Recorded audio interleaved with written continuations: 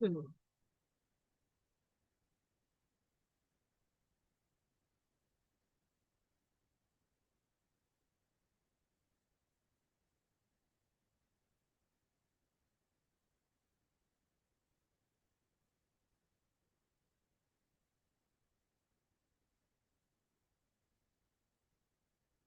तो हम लोग अध्ययन बिंदु का पठन करने जा रहे हैं। ये इस बात को बताती है कि जो जीवन विद्या शिविर है, उस शिविर में किन किन बातों का मुख्य रूप से ध्यान रखना है। मतलब कौन कौन से बिंदु स्पष्ट कराने हैं, उस बारे में इसमें बताया गया है। तो प्राकथन में लिखा है कि मैं, यानी हे नागराज जी।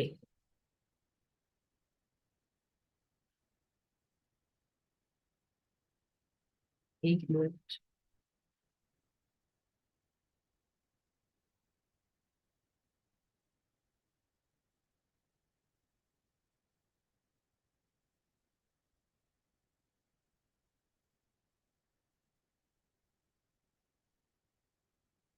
हम्म।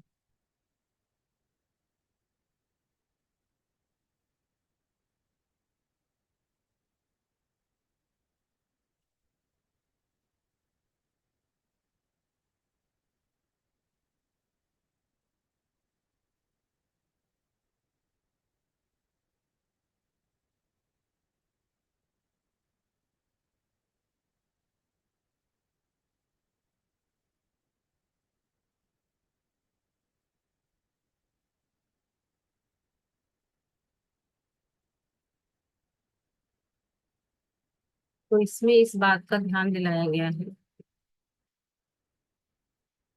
कि हर जीवन विद्या प्रबोधक, है ना, हर जीवन विद्या प्रबोधक जो है वो जो अध्ययन बिंदु में इंगित बिंदु हैं, उन बिंदुओं का ध्यान रखेंगे और उसको सुस्पष्ट करेंगे।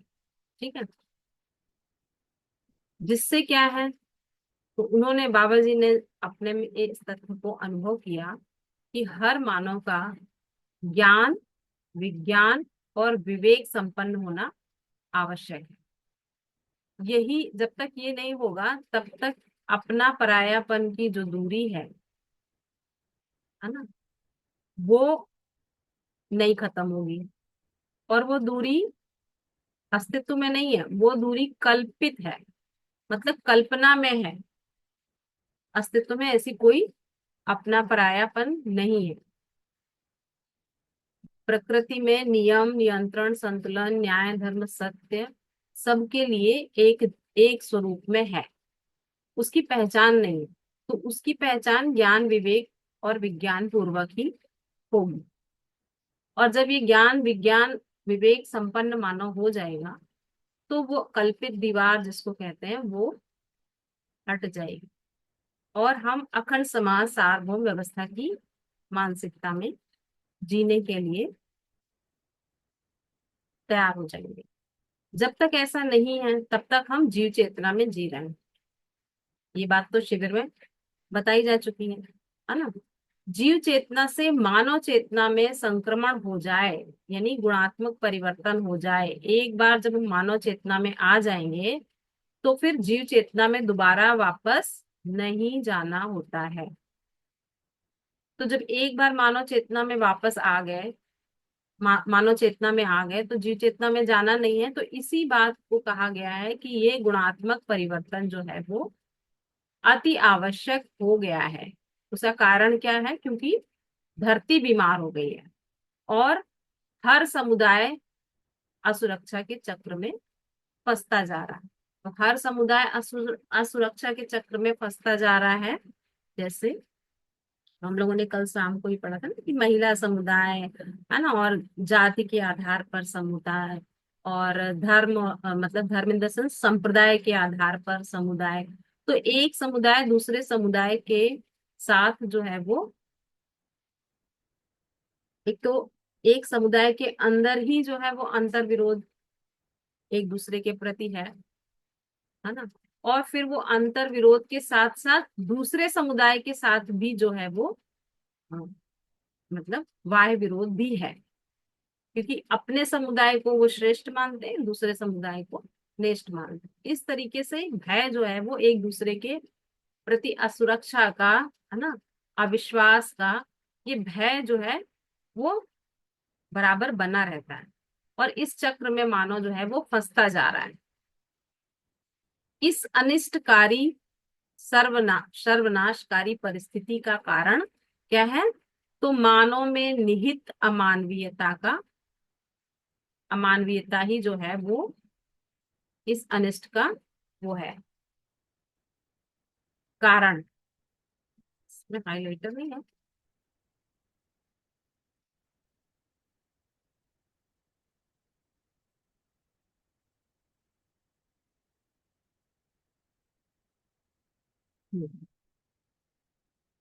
ठीक है। तो इस अनिष्ट का कारण क्या है? तो मानव में निहित अमानवीयता। अमानवीयता ही जीव चेतना का स्वरूप है। जो अमानवीयता है वही जीव चेतना का स्वरूप है। इससे मुक्ति पाने के लिए, अर्थात मानव चेतना से संपन्न होने के लिए, अमानवीयता से मुक्ति पाएंगे। और मानव चेतना से संपन्न होने के लिए अस्तित्व मूलक मानव केंद्रित चिंतन, मध्यस्थ दर्शन, सह अस्तित्ववाद ही इंगित होने के अर्थ में जीवन विद्या कार्यक्रम है। इससे अध्ययनार्थ मतलब अध्ययन के लिए प्रस्तुत करते हुए स्वयं की सार्थकता को अनुभव करता हूँ। तो ये ए नागराज जी ने अपने को अपनी सार्थकता को कैसे वो अनुभव कर रहे हैं? तो वो जब ये अस्तित्व मूलक मानव केंद्रित चिंतन, मध्य दर्शन, सह अस्तित्ववाद जो है वो सबके लिए सर्व सुलभ हो जाए, उसके लिए प्रस्तुत कर दिए, प्रतिपादित कर दिए, तभी वो अपने को अपने मतलब स्वयं की सार्थकता को अनुभव करते हैं। तो जब तक सर्व शुभ के लिए हम कोई कार्यक्रम नहीं करते हैं, तब तक स्वयं की सार्थकता को अनुभव नहीं किया जा सकता। फिर उन्होंने ये उद्घोष किया है कि भूमि स्वर्ग हो, मनुष्य देवता हो, मानव धर्म सफल हो और नित्य शुभ हो। ठीक है। तो ये जो है प्राकथन ए नागराज जी ने लिखा है। तो इसी अर्थ में हम इसको सबसे पहले अध्ययन बिंदु को ही पढ़ना शुरू कर रहे हैं, और फिर धीरे धीरे जीवन विद्या एक परिचय शिविर और विकल्प और जीवन विद्या एक परिचय शिविर को भी इसके साथ के साथ पढ़ते जाएंगे, जिससे हम सब भी मतलब अध्ययन में और ठीक से पारंगत हो सके। इस मध्यस्थ दर्शन का उद्देश्य क्या है? तो उद्देश्य पहले भी बताया गया है ना, जीव चेतना से मानव चेतना में गुणात्मक परिवर्तन। फिर मानव चेतना सहज आचरण प्रमाण हेतु, तो इस पर भी डिटेल में बात हुई थी, है ना, कि जीव चेतना से मानव चेतना में गुणात्मक परिवर्तन के लिए लोक शिक्षा संस्कार के माध्यम से और शिक्षा के मानवीकरण से के माध्यम से और परिवार मूलक स्वराज्य व्यवस्था के लोकव्यापीकरण के माध्यम से फिर मानवीयता सहज आचरण प्रमाण जो है वो होता है, जिससे सर्वतोमुखी समाधान, समृद्धि सहित अखंड समाज एवं सार्वभौम व्यवस्था के रूप में प्रमाणित होना होता है। यानी मानव परंपरा जो है वो जागृत हो जाती है और जागृति की निरंतरता बनी रहती है। इस ये इस उद्देश्य से ये लिखा गया है, मतलब मध्य दर्शन का प्रतिपादन हुआ है। तो वर्तमान स्थिति के बारे में सबको पता ही है कि धरती तापग्रस्त है, प्रदूषण इतना बढ़ गया है कि जीना मुश्किल हो रहा है, और सभी मानव समुदाय असुरक्षित है। इसमें मानव समुदाय में नर और नारी, है ना, ये जो अलग अलग देखा गया है, उस पर भी विस्तार मतलब बाबा जी ने बहुत ज्यादा ध्यान पूर्वक इंगित कराया है कि न अभी नर नारी में असमानता को ही बताया गया है। ठीक है। और अभी तक की परंपरा में आदर्शवादी और भौतिकवादी, और अमीरी और गरीबी में असंतुलन, ये भी वर्तमान स्थिति में देखने को मिलता है। और तीसरा, धरती तापग्रस्त हो ही गई है ना। तो धरती तापग्रस्त होना, अमीरी और गरीबी में असंतुलन, और नर नारी में असमानता, ये मुख्य बिंदु हैं जिसके कारण आवश्यकता आ गई है कि मध्यस्थ दर्शन को समझा जाए, उसके अनुसार जिया जाए, ताकि धरती संतुलित रहना हो सके, ऋतु संतुलित बना रहना हो सके, और धरती पर मानव का अक्षुण्ण रहना, मतलब मानव परंपरा बनी रह सके। अदरवाइज जब ये दोनों चीजें नहीं ठीक रहेंगी तो मानव का धरती पर बने रहने पर भी प्रश्न चिन्ह खड़ा हो गया है ना, कि कब तक ये धरती जो है इस काबिल रहेगी कि मानव उस पर रह सके। सबसे पहले मानव ही जाएगा अगर कुछ भी गड़बड़ होता है। फिर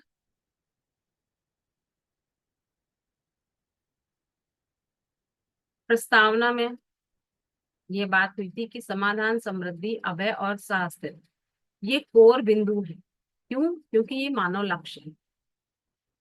दर्शन के माध्यम से ये पता चलता है कि सर्व मानव का लक्ष्य क्या है। तो हर मानव समाधानित रहना चाहता है, यानी हर मानव का लक्ष्य समाधान है। हर मानव जब समाधान के साथ होता है तब परिवार में समृद्धि के लिए, यानी परिवार में आवश्यकता की पहचान हो पाती है और उससे अधिक उत्पादन करने में हर कोई भागीदारी कर पाता है।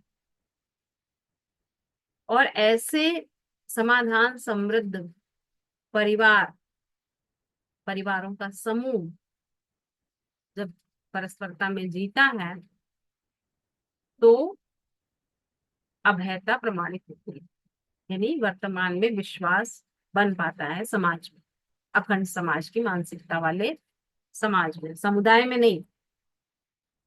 और उसके बाद जो है वो अस्तित्व, यानी चारों अवस्थाओं में संतुलन प्रमाणित हो पाता है, यानी नियम, नियंत्रण, संतुलन, न्याय, धर्म, सत्य पूर्वक जीना बन पाता है।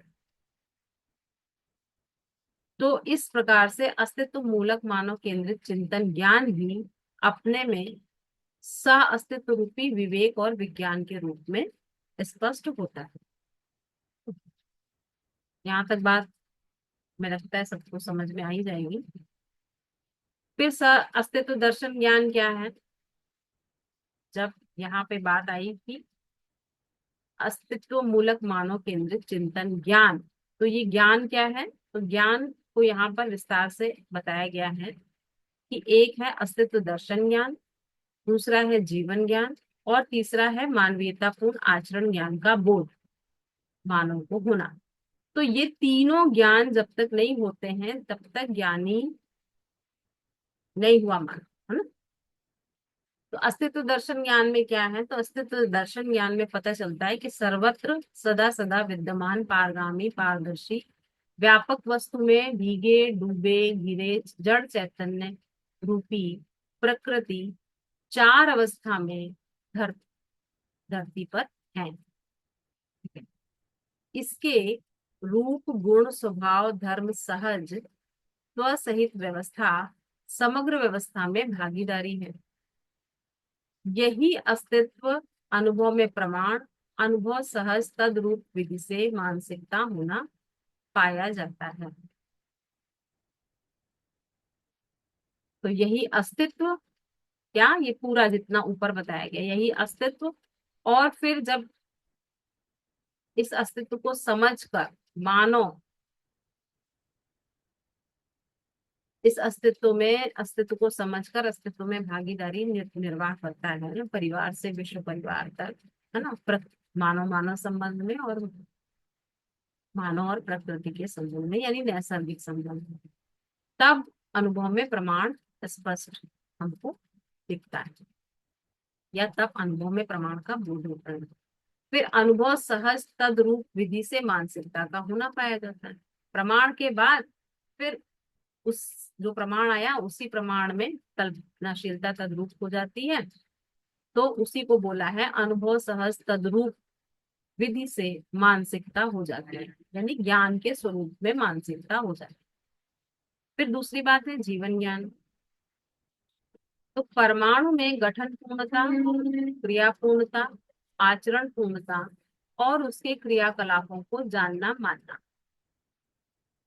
ये सारी चीजों को जब हम समझ लेते हैं तो हम जीवन ज्ञान के संदर्भ में स्पष्ट हो जाते हैं।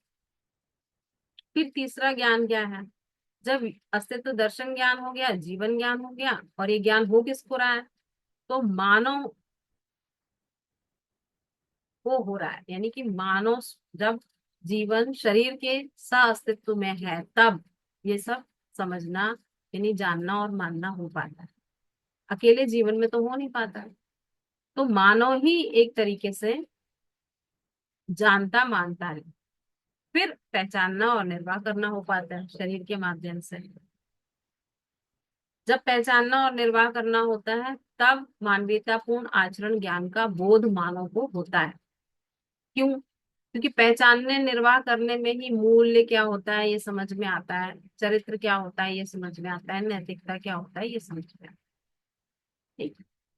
तो ये हम लोग शिविर में बात करते ही हैं कि मूल्य जो है, 4 मूल्य जीवन में है, 6 मूल्य मानव सहज मानवीय स्वभाव में, और संबंध सहज 9 स्थापित मूल्य और 9 शिष्ट मूल्य, 2 वस्तु सहज उपयोगिता और कला मूल्य। कुल मिलाकर 30 मूल्य स्पष्ट हो जाते हैं। उस मूल्यों के आधार, ये मूल्य कहाँ स्पष्ट होते हैं? तो परस्परता में, यानी परिवार में जी पाते हैं, परिवार में परस्परता में संबंध में जीते हैं। फिर उसके बाद जाते हैं समाज में जीने, है ना। परिवार का हर सदस्य जब समाज में परिवार मानव के हैसियत से जीने जाता है तब चरित्र यानी स्वधन स्वनारी स्वपुरुष दयापूर्ण कार्य व्यवहार सहज सामाजिक नियम में जीना हो पाता है। ऐसा जब जी पाते हैं तो चरित्र का हमें सुख मिलता है, यानी हम चरित्र में जी पाते हैं, मानवीय चरित्र में ना, यानी मानवीयतापूर्ण आचरण में हम जी पाते हैं।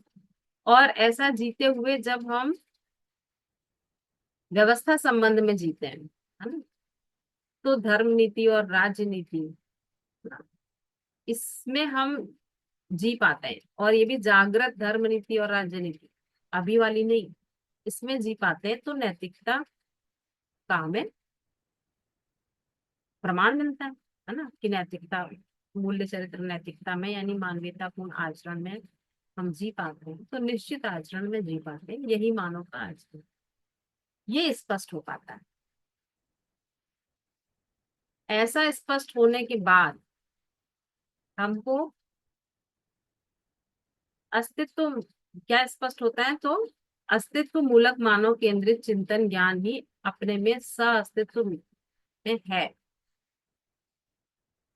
तो हर इकाई सह अस्तित्व में है ना। मूल्य चरित्र नैतिकता या चारों अवस्थाएं या नियम नियंत्रण संतुलन से रिक्त मुक्त कोई इकाई नहीं है, ये चीज स्पष्ट होती है, यानी कि सह अस्तित्व रूपी अस्तित्व स्पष्ट होता है।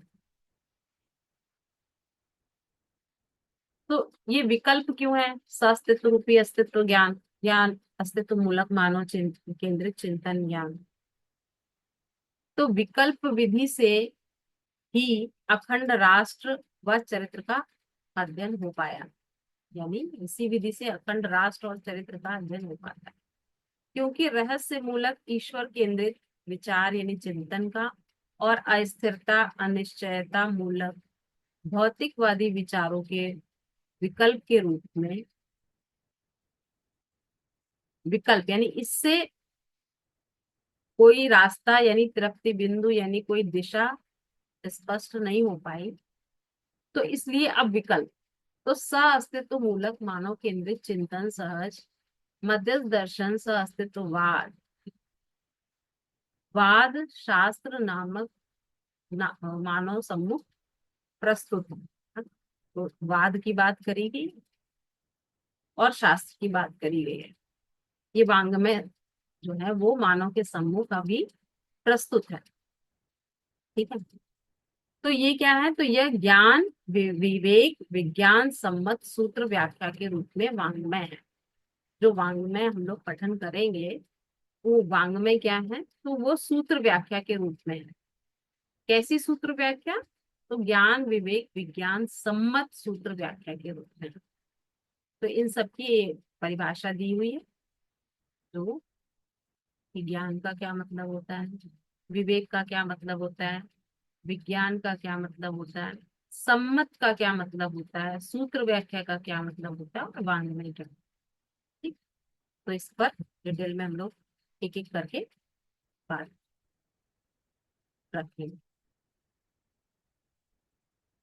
तो ज्ञान का मतलब तो ये पता ही है, अभी हम लोगों ने पढ़ा था पीछे, है ना, अस्तित्व दर्शन ज्ञान जीवन ज्ञान मानवीयतापूर्ण आचरण ज्ञान सहज प्रमाण परंपरा के अर्थ में प्रस्तुत है। ये ज्ञान प्रस्तुत है। ठीक। विवेक का क्या अर्थ है, जब ये ज्ञान होता है तब जाके विवेक जागृत होता है। जब तक कि ज्ञान नहीं होता तब तक विवेक भी जागृत नहीं होता। तो क्या स्वीकृत होता है, मतलब बुद्धि में विवेक से क्या पता चलता है, तो जीवन का अमृत तो पता चलता है, शरीर का नश्वरत्व, मानव सहज नियम के अर्थ में विवेक। तो ये सारी चीजें हमें स्पष्ट हो जाती हैं, स्वीकृत हो जाती है, तब बोलते हैं कि विवेक। ठीक। अब इस ज्ञान और विवेक के आधार पर विज्ञान यानी कि कार्य व्यवहार सहित अखंडता सार्वभौमता सहज प्रमाण परंपरा के अर्थ में विज्ञान को विज्ञान बोलते हैं। ठीक है? और ये तभी हो पाता है जब ज्ञान और विवेक जागृत होता है। अब ज्ञान विवेक विज्ञान सम्मत यानी कि जो सुनिश्चित है, सुनिश्चितता है, यानी कि अस्तित्व दर्शन अस्तित्व जो है वो स्थिर है, निश्चित है ना। जीवन भी गठनपूर्ण है, यानी निश्चित जीवन का आचरण भी, जीवन की क्रियाएं भी निश्चित है, मानवीयतापूर्ण आचरण भी निश्चित है ना। अब ये सब निश्चितता के अर्थ में जो प्रस्तुत होता है उसी को बोलते हैं सम्मत, सम्मत होना, है ना। सूत्र व्याख्या, तो प्रमाण नित्य वर्तमान होने रहने के अर्थ में सूत्र व्याख्या है। जो भी सूत्र व्याख्या है वो क्या है, प्रमाण यानी परंपरा, है ना, नित्य वर्तमान होने रहने के अर्थ में। फिर वाङ्मय किसे कहा है, तो भाषा रूप में प्रस्तुत जो ये चीजें हैं, अस्तित्व में प्रमाण है, परंपरा है, नित्य वर्तमानता है, तो ये बोलने से तो समझ में नहीं आता है ना, इसको हम अपनी कल्पनाशीलता के माध्यम से इन सारे शब्दों का अर्थ समझते हैं। लेकिन उस अर्थ को समझने से पहले भाषा अगर नहीं है, भाषा के रूप में यदि ये प्रस्तुति नहीं होती, तो हमारी वो कल्पनाशीलता यहाँ तक पहुंचती ही नहीं। ठीक है। तो इसलिए ये वाङ्मय विकल्प के रूप में प्रस्तुत है। ठीक है। तो जीवन ही दृष्टा व ज्ञाता होना और जीवन व शरीर का संयुक्त रूप में मानव जागृति सहज प्रमाण फल परिणाम के रूप में ही वैभवित होना रहना होता है। ठीक है। तो जागृति सहज प्रमाण यदि नहीं है तो फल परिणाम भी नहीं आता है ना। क्या फल परिणाम, तो समाधान समृद्धि अभय स अस्तित्व सहज प्रमाण परंपरा रूप में वैभव है। तो इस ये चीज जो है ये कहाँ से पता चली, कैसे पता चली, तो ये विकल्प से पता चली, है ना। अगर विकल्प को हम नहीं समझेंगे, नहीं अध्ययन करेंगे, तो हमको ये बात स्पष्ट नहीं हुई। इसलिए विकल्प को समझना आवश्यक है मानव जाति के लिए। ठीक है। फिर अस्तित्व क्या है, तो अस्तित्व बराबर चारों अवस्थाओं में संतुलन बराबर नियम, नियंत्रण, संतुलन, न्याय, धर्म, सत्य पूर्वक जीना, इसको बोलते हैं सा अस्तित्व। एक सिंपल सा सेंटेंस बनाया गया है ना। इसमें पूरा अस्तित्व, दर्शन ज्ञान, जीवन ज्ञान, मानवीयता, गुणाचरण ज्ञान, ये सब समाया हुआ है।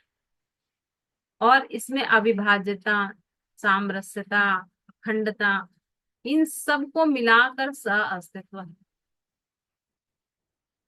जैसे नियम यहाँ पे लिखा है ना, तो नियम, नियंत्रण, संतुलन ये अविभाज्य है।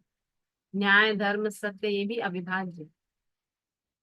लेकिन समझने की दृष्टि से हम एक एक चीज को समझते हैं कि नियम क्या है, तो सहित व्यवस्था और समग्र व्यवस्था में भागीदारी के रूप में जो आचरण है हर इकाई का, वही उसके लिए नियम। ठीक। और इस नियम के माध्यम से ही आचरण जो है वो नियंत्रित है ना। कैसे नियंत्रित है, तो ज्ञान पूर्वक, मानव में ज्ञान या संस्कार पूर्वक,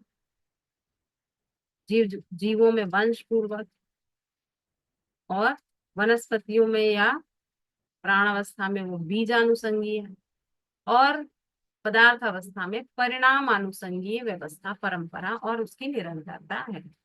तो ये इस तरीके से ये पूरा नियंत्रण इतने में समाया, इसके अलावा कहीं कुछ नहीं होता है। इसको हम लोग डिटेल में शिविर में बात करते हैं। और इस नियम और नियंत्रण के साथ साथ परस्परता में क्या है, तो परस्परता में चारों अवस्थाओं में पूरकता है। तो पूरकता किस अर्थ में है, संतुलन के अर्थ में। ये जड़ प्रकृति में नियम, नियंत्रण, संतुलन यानी आपको हर जगह दिखता है।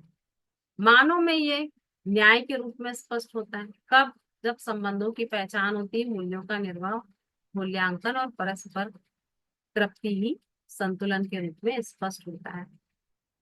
धर्म है ना, अभ्युदय बराबर सर्वतोमुखी समाधान बराबर मानव धर्म, मानव सुख धर्मी है, ये बात स्पष्ट होती है। और व्यवस्था के रूप में स्पष्ट होता है, व्यवस्था बराबर धर्म, है ना। और सत्य यहाँ पर सअस्तित्व के रूप में स्पष्ट कराया जा चुका है।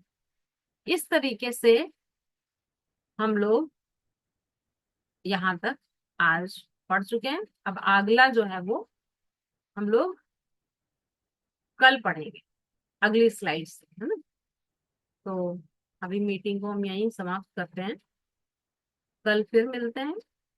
तब तक के लिए सभी को नमस्कार, धन्यवाद।